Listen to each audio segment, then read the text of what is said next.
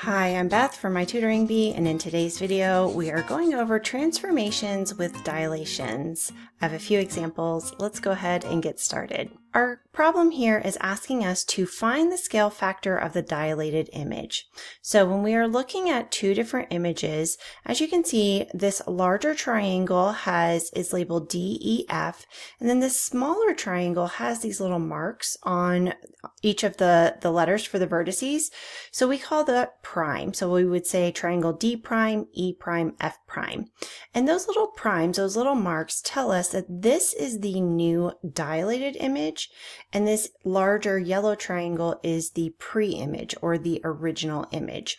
So what we want to do to find scale factor is to find either the corresponding sides or coordinates. In this case, we're going to be using coordinates since our triangles are graphed on a coordinate plane.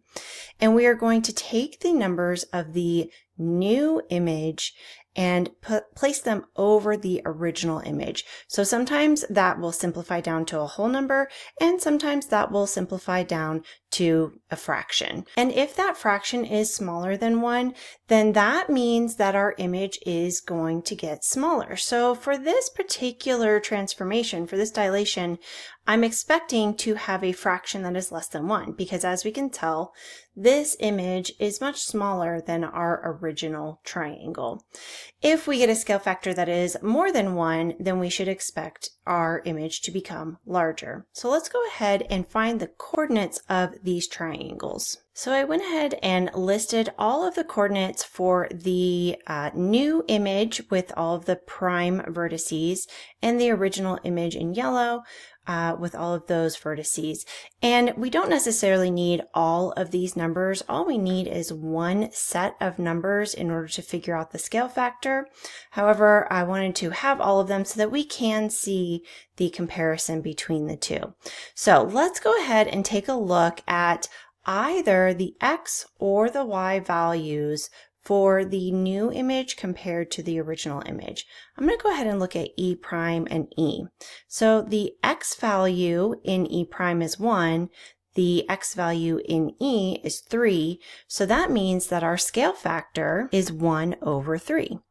So that right there is an already simplified, that's why I chose that pair of numbers. But even if we chose a different set of numbers and created that fraction and then simplified it, we would still simplify this to 1 over 3, right? Even with the negative numbers down here, negative 2 over negative 6 simplifies down to 1 over 3, positive 1 over 3.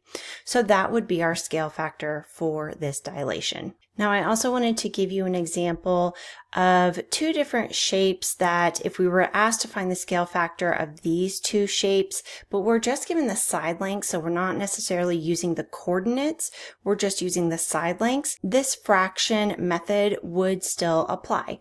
So we can see that this is trapezoid A, and this is trapezoid A prime, so they're both labeled here in the center. So we just need to find corresponding sides.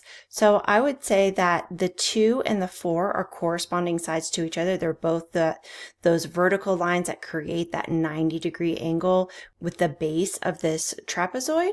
So what I'm going to do is take that new side length over the original side length and then simplify this down. So the scale factor of these images would be 1/2. And for our final example, we are being asked to dilate triangle JKL by a scale factor of 2 with the center of dilation at the origin.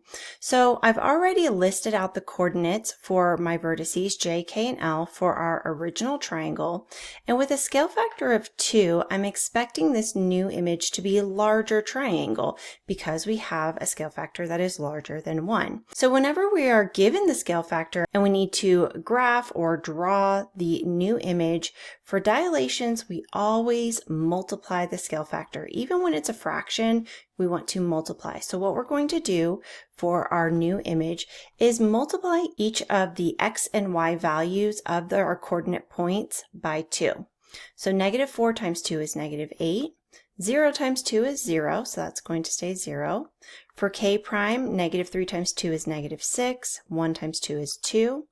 And then L prime would be negative 4 and negative 8. Let's go ahead and graph those. So J prime is negative 8, 0. K prime is -6, 2, positive 2. Oops, sorry, I did not label that. I like to label as I go. And L prime is -4, -8.